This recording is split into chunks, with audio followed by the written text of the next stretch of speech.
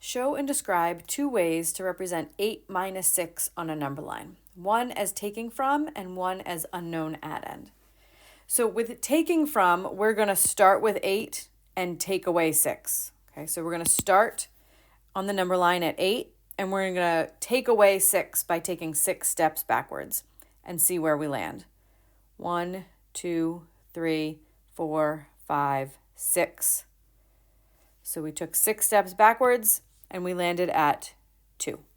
So the answer is 2, and this is the takeaway model. So we did 8, take away 6, land at 2. Now with the unknown addend model, instead of looking at 8 minus 6 equals what, instead we're going to consider 6 plus what equals 8. So I'm going to start at 6, and I'm going to take steps forward. I'm going to add up on the number line until I hit 8. I'm going to count how many steps it takes. So I'm going to go 1 step, 2 steps, and I've hit 8. Okay, so my unknown addend answer is 2.